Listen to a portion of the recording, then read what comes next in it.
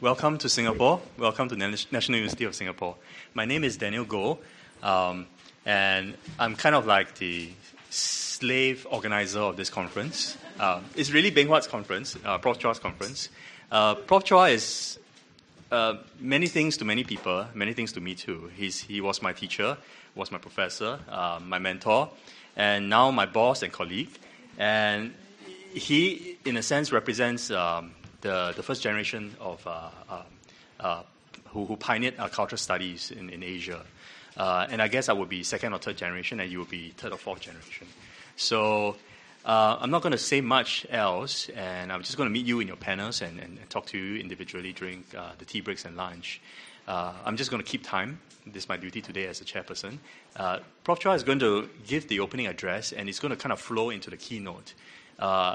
He's kind of agreed that his keynote will take about half an hour, so his opening address will take about 10 minutes or so. And so at around 10:15 or so, we can have a round of question and answer. All right, and you can ask him any kind of questions. All right, you can ask questions about his keynote, or you can ask him questions about his career, about his papers, his books, and whatnot. All right. Well, I didn't know I was supposed to give an answer.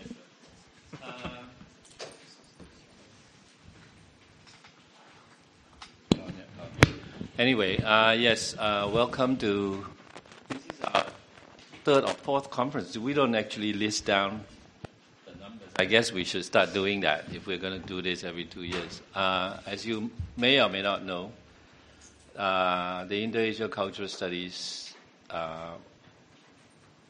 project organizes a conference once every 2 years in different parts of Asia, in different cities.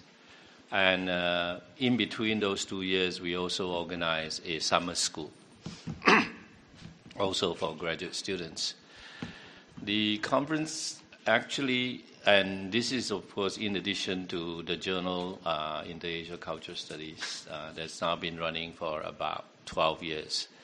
So the people who have been involved in the journal have been together as a collective for quite a long time. It is, in fact, quite amazing that the same people have been able to work together for so long. Although, as you can see, with Daniel and some other people of his generation, we are sort of recruiting successors all the time. So if you feel that you have sufficient energy in addition to whatever else is in your life to work on the project, please let us know. We'll be happy to recruit energetic people who are definitely more energetic than the rest of us. Like Daniel is really responsible for the organizing of this entire conference, which is quite big because it's getting bigger and bigger. In addition to the 2 days of graduate student conference, there's 3 days that follows. And in total, there's pretty close to about 500 papers that are going to be presented. So, from raising funds to organizing the conferences and so on, it take up almost probably about a whole year of whatever free time he has left between running a job, a family, and politics. So that's just about fill up all the time that he has.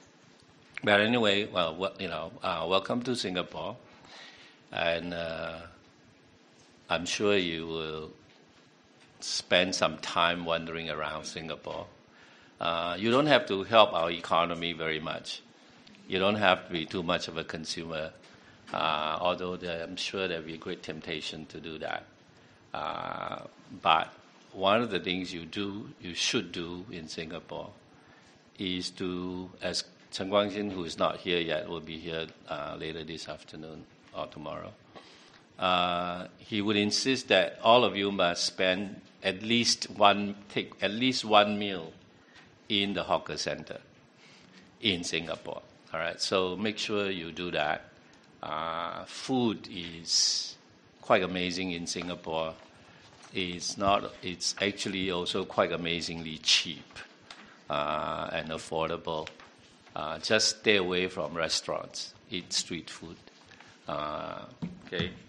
Apart from that, I hope that I'm sure in the next 2 days you will meet people from other universities, keep up the network, and hopefully whatever context you establish in the next 2 days will carry over. And I'm sure it will carry over because there's a tendency for our conference to kind of have repeat attendance over time. So, okay. So, other than that, have a good time in addition to have a fruitful time.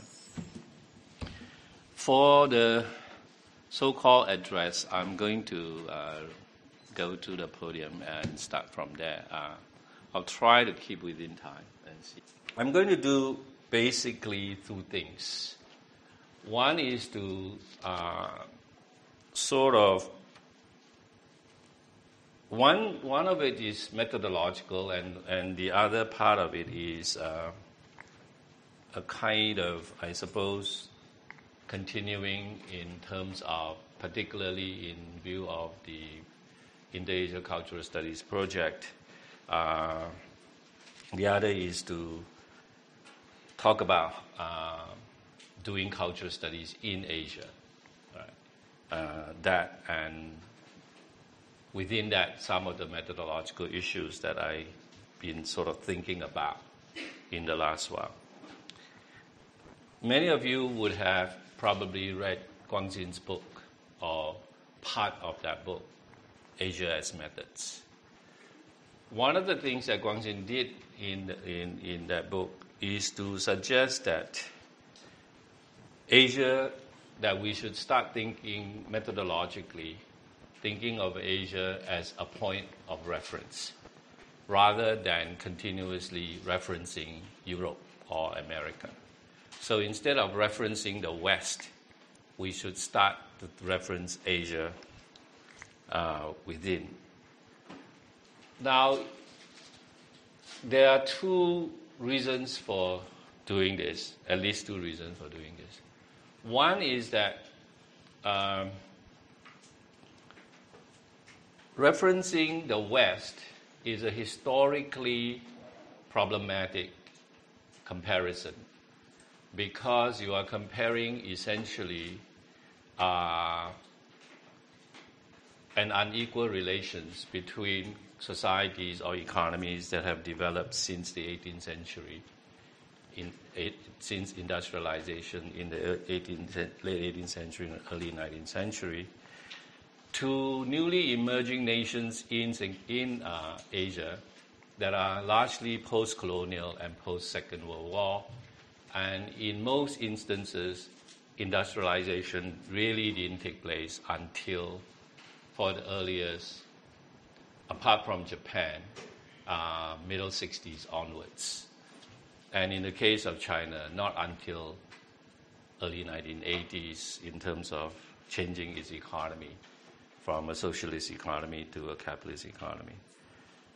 So that in the economic relations, I mean, if you were to compare Asia with Europe, then you are placing Asia about 200 years or so behind Europe and America. So that kind of comparison in political development is the same. Most Asian countries became nations after the Second World War. And the political institutions that were sort of being put in place were at that point in time largely modeling after modern nation states, even though the social conditions, cultural conditions for the establishment of modern democratic institutions were not really there. So what you find is the political development of Asia takes very different forms. In the case of Southeast Asia, a lot of the countries actually experimented immediately after political independence after decolonization with electoral politics. But very quickly, they all went sort of bad. Either became authoritarian. I mean, most of them actually became authoritarian. In the case of Indonesia, for example, only one election was held, and then after that, it was suspended for the next 25 years or so. So you have this, whereas, I mean, then you can see, like, in the Philippines, and as you know, Myanmar only recently ran the first election, and even then, fairly controlled kind of election. So politically, then, the tendency to kind of, if you were to place the political development of Asia within a modern state trajectory, you would unavoidably see it as being wanting, and there's a certain kind of impatience that develops around democratization of politics.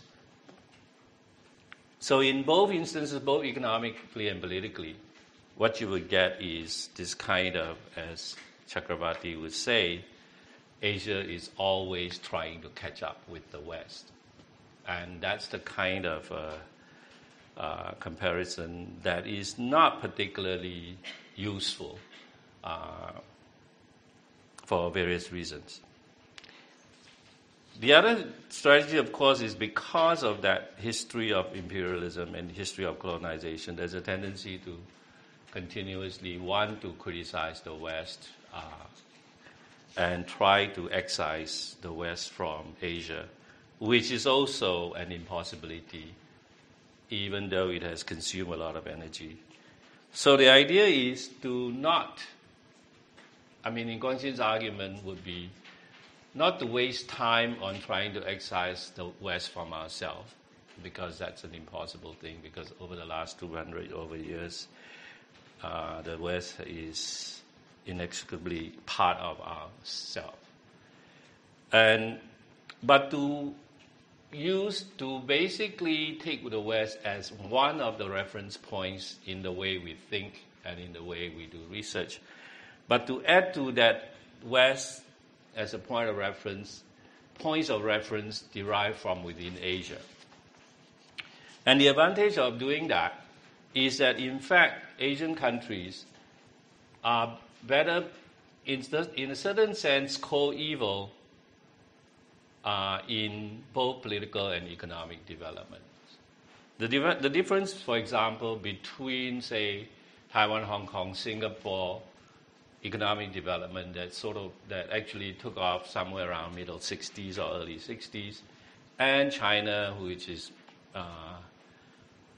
developing very quickly the market economy, is only about 20 years rather than 200 years. And in terms of political development, the same thing, that all the countries in Asia are still, in some ways, working out the conditions for electoral politics and democratization. So Guang Jin's point would be, the point of arguing for referencing Asia would be to suggest that in some ways you are comparing with entities that are closer to each other in time, and the trajectories of one would have better lessons for the trajectories of the other, right? Now then, given that this notion of interreferencing Asia, what is interesting is that the sort of academic argument for doing that, in a certain sense, is reflecting what is already taking place in sort of real developments within Asia. For example, Asian countries are now looking towards each other. The political leaders are looking towards each other, urban planners are looking towards each other to learn lessons from each other rather than from Europe. give you a very concrete example. One of the interesting things about urbanization, about studying cities, is that no lessons could really be learned from European cities, for Asian cities, for one very, very simple reason: density. None of the European cities have the kind of density of Bombay, of Delhi, of Hong Kong, of Beijing or Shanghai. So, all the quaint little corner shops that make so-called life pleasant, it's not going to happen. And it's really not going to happen. So if you keep using that as a kind of utopian moment to think about your own city, it's just probably an exercise of more than just frustration. You actually won't know what to do with it. Whereas, so in that sense, you will find that urban planners really are kind of looking at Asia, within Asia, and trying to find lessons for each other. So in that sense, that we are to a certain extent academically sort of catching up with what is already happening in the world of politics and economics. So that's sort of, I think, the case for interreference Asia is being made quite convincingly. In the case of a couple of things, the one is Guang Xin's book. The other is that there's a book that just came out last year called Whirling Cities, which is edited by Aiwa Ong and Ananya Roy, both from Berkeley, about the art of going global and Asia experimenting and referencing each other. So the term interreferencing is used in that book also. Okay, so then my next task is to say, okay, even if we make such a case, then how do we go about doing this? How do we go about, sort of referencing Asia? And that's where the methodological question becomes interesting, right? What do we do with the idea now that we think we should be doing that? And then I thought of trying to think through that in the context of cultural studies. Both Daniel and I are trained as sociologists. So we would have thought, if we were to think through sociologically, it might be fairly different in terms of methodological implications. So I was thinking about how do we go about doing this within the context of cultural studies. And it strikes me that within cultural studies, there are some terms that we use actually are methodological terms, but we use them fairly loosely without ever bothering to think about how to tighten up those terms as methodological terms. So I'm kind of on the project of trying to accumulate those words that we use a lot and try to figure out how to deploy them as methods.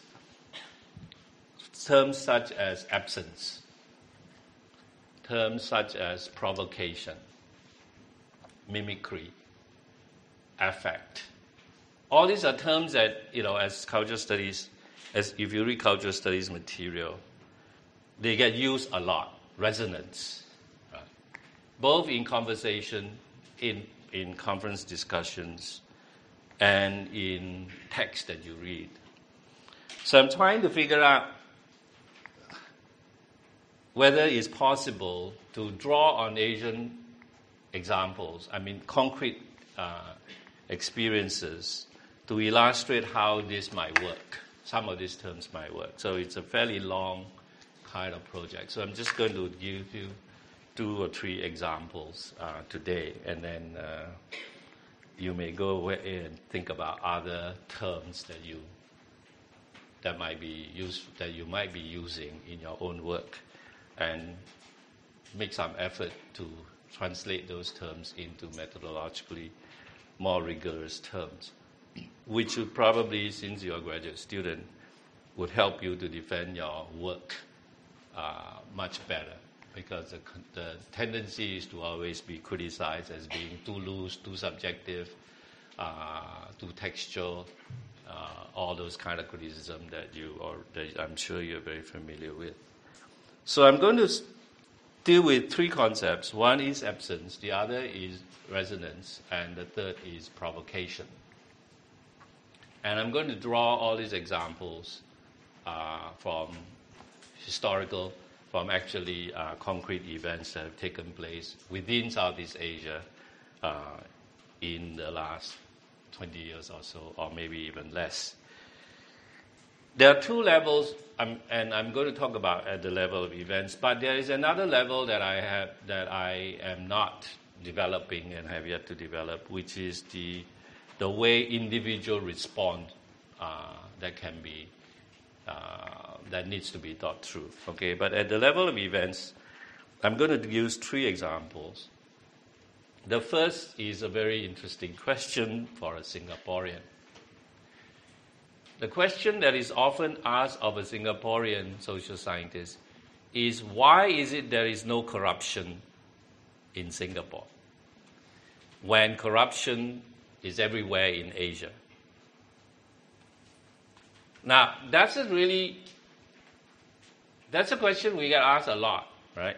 Because in practice, Singapore government is probably the least corrupt in the entire region, in the entire Asia.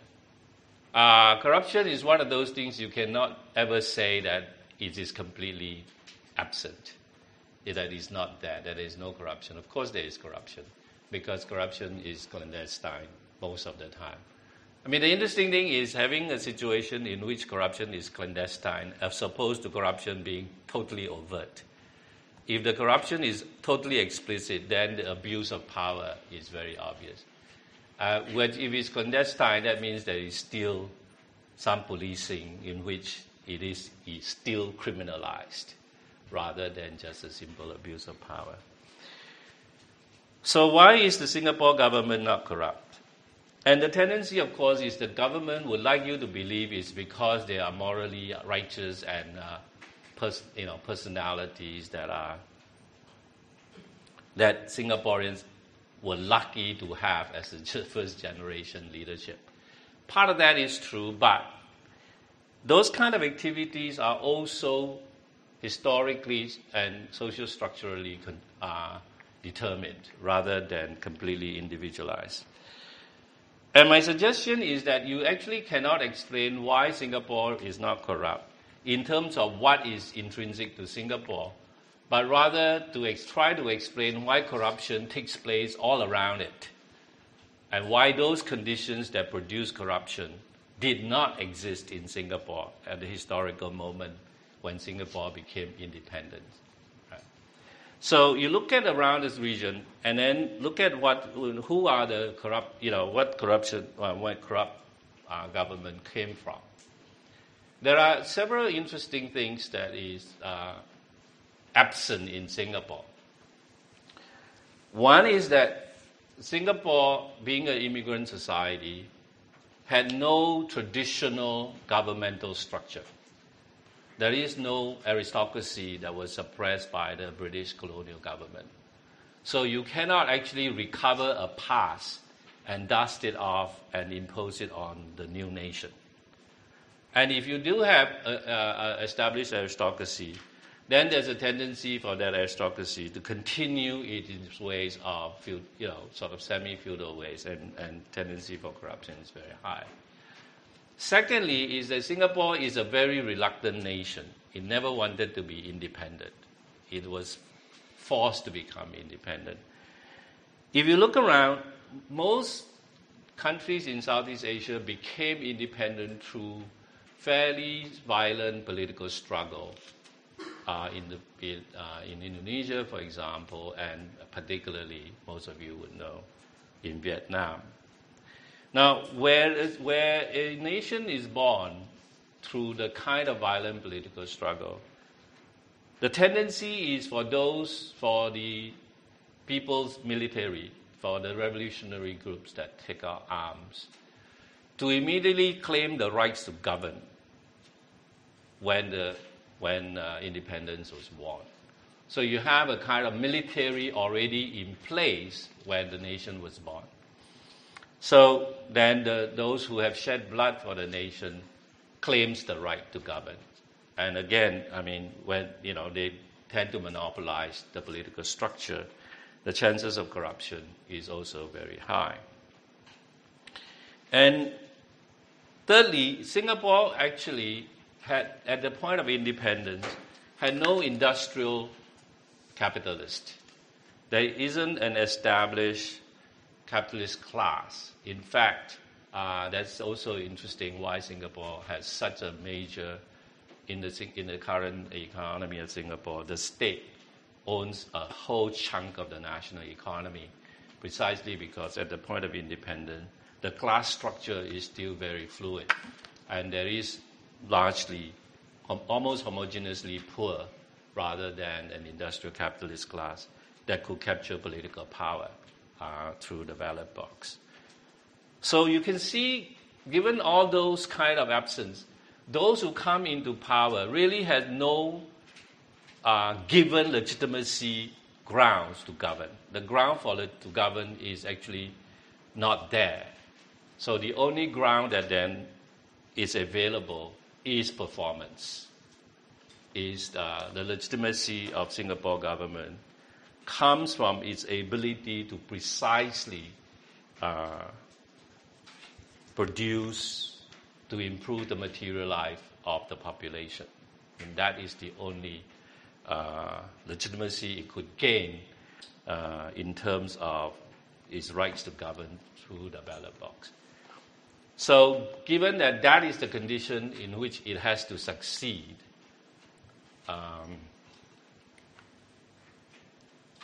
the government was determined that if it was corrupt, then all that legitimacy would have been gone. So it had actually, from the very start, a very tight regime of policing corruption. So in that sense, I mean, the explanation that I would provide for why Singapore is not corrupt is the absence of all those conditions that would have provided taken for granted basis for power. Okay, those are like aristocracy, industrial class, or a military organization that takes over power at the point of independence. All those conditions were absent. And given all those conditions are absent, then we can look at the basis of legitimacy of the government, which and the performance becomes the basis of legitimacy, and anti-corruption become part of that performance criteria. So that's the idea. In that sense, the idea of absence is quite useful to think about a question that is commonly asked and provide an answer very different from the way the political leaders would like you to believe about their own moral positions. The second term that is used a lot is resonance. And resonance is one of those very elusive things, because you can say, well, that resonates with me, but, how do we establish that a resonance has taken place? In the individual, as I say, methodologically, at some point I need to address this question of the individual. But at this point, there are, in the recent historical development, political historical developments of Southeast Asia, there's a very interesting instance after the Asian financial crisis in 1997 that both Indonesia and Malaysia went through a period of political reform under the same symbolic term of reformasi. And in the case of Indonesia, it finally got rid of the military regime. In Malaysia, and after getting rid of the military regime, actually the electoral politics in Indonesia has been stabilizing very well since 1998. It is now probably one of the most well-run elections in the region with a lot less violence, and also following that, much more, greater devolution of power and so on from the center. So there's a real reformation, there's real reform went on in the Indonesian politics that is now identifiable. In the case of Malaysia, the consequence of the reform is still being worked out. In both those instances, the reformasi actually started much more violently in Indonesia against corruption, against nepotism, right?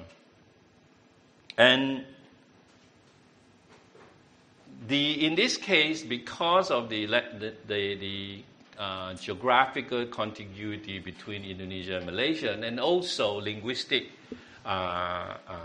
continuity, because Bahasa Melayu and Bahasa Indonesia shares broadly the same language with local variations, so that the kind of political symbols around reform in Indonesia that started, as I say, fairly violently in taking down the Suharto regime, very quickly gets taken over by the Malaysian civil society groups and then opposition parties as the same using the same term to promote reform, to promote political changes within the country.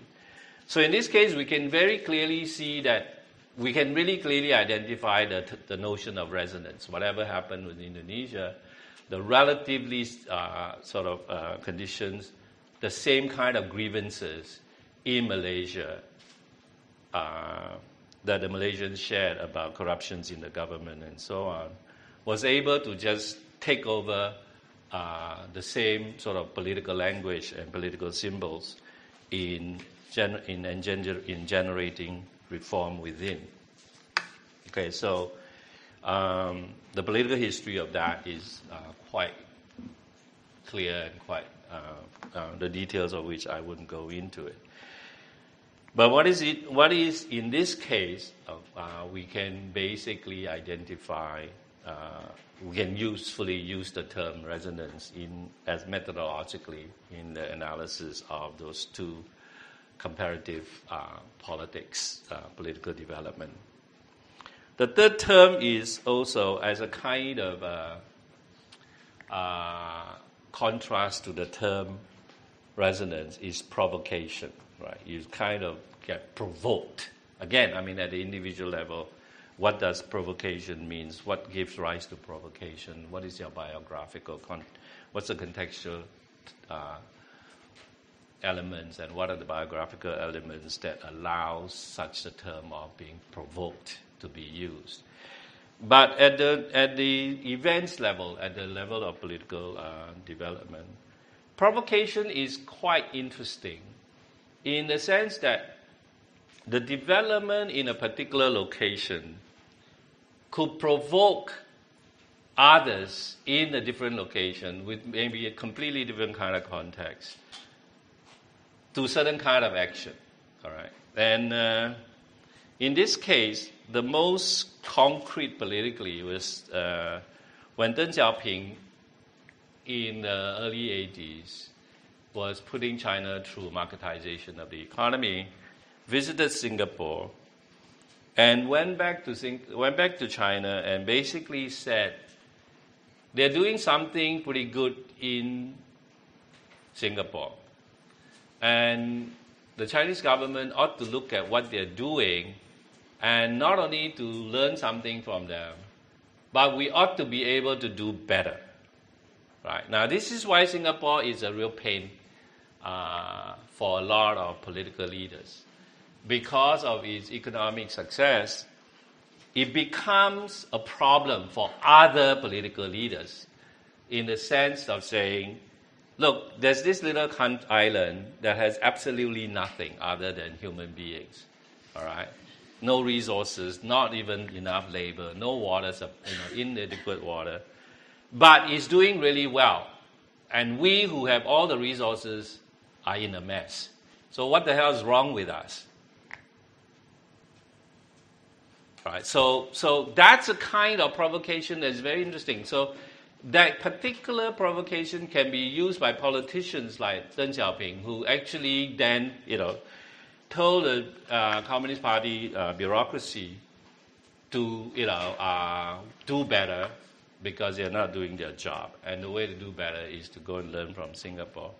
And actually, a lot of Chinese bureaucrats come to Singapore for training.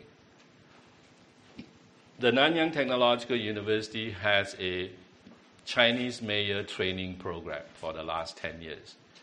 All those potential mayors of Chinese cities come to Singapore for 1 year to learn about how to manage urban problems. Right? So it's not just rhetorical, it's actually happening. And until the clampdown of foreign travels, a lot of bureaucrats from China takes their junket to Singapore. So they are actually, and in some instances, cities actually copy chunks of what Singapore is doing. For example, for a period of time, Dalian was trying to green the industrial city in the same way that using Singapore, the greening of Singapore as a reference point. So there's a provocation that can be used by the state itself to provoke its own bureaucracy to act. But the same kind of logic also can be used by civil society groups to complain against the inefficiency and inadequacy of how they are governed. So the success of Singapore becomes precisely a critical point for civil society groups to use to criticize the shortfall of their own government. So Singapore then gets used as, again, this example of why aren't we doing better than they are since we have all these resources in our backyard. And obviously something is wrong with the government. And you see this quite a lot. And of course, as a Singaporean, we read a lot of it because the Straits Times love to reproduce articles in foreign newspapers that sings the praises of Singapore. So you get occasionally Taiwan, Hong Kong columnists who will write about why Singapore, how wonderful it is happening in Singapore and what the mess we are in. So you have this kind of referencing for political effects done not by the government but by precisely the critic of the government as a kind of basis for criticism of the government, provoked by precisely the success of Singapore.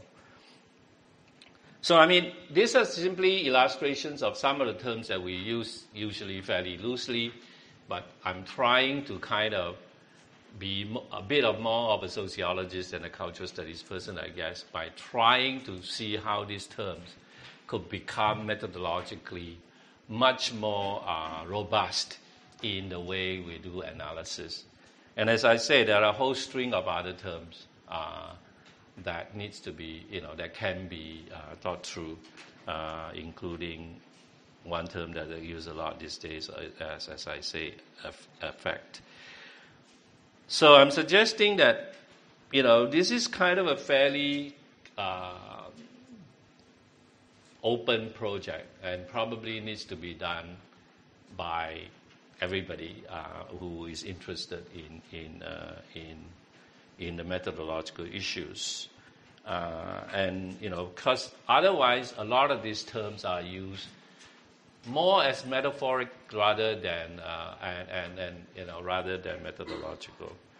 I'll end with one thing that we try to do that's quite interesting, and I'll end there, keeping to 10:15. Those of you who are working on cyber activities, particularly cyber activism, you will notice that all the terms that are used are epidemiological. Virus, infection, spread, all of them.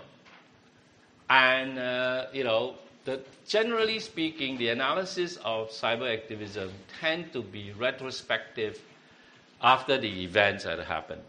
So, for example, the Arab Spring can be traced back to a particular instance.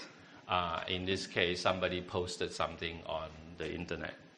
and he became, tracing backward, he became the hero of the event. Now, the interesting thing is, of course, the question, if you are an epidemiologist, serious epidemiologist, you can't actually wait that way. You sort of, at some point in the disease, you must declare that there is an epidemic. And then the prevention must actually take place, right? So we wanted to know so currently the people who are working on cyber activities tend to use these terms as metaphors. So we decided I decided that we will, try to bring technically minded people to see if we can actually develop models using epidemiological models to actually study cyber activity, right? And so we, as you may know, I also run the Cultural Studies Research Cluster in the Asia Research Institute in NUS. So I actually convened a very small conference of workshop of about 8 people, all very technically minded people, working with big data mining, big data sets. And we actually discovered in the process of trying to source for speakers, found that some military institutions are actually trying to develop epidemiological models to study cyber activities. For example, the Japanese military has a good team of people doing this work. And in California, there is actually a private research institute that also use epidemiological models. So we actually had we convened this, and the papers have been sort of published in a little booklet that the Asia Research Institute published.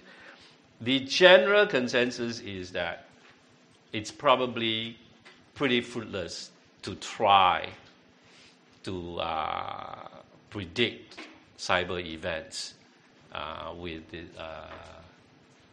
epidemiological models. So it will probably remain at the level of metaphors for quite a long time to come, right? So it's that kind of effort of trying to become, methodologically more rigorous that motivates the stuff that I'm trying to do behind a sort of general call of referencing Asia. Thank you.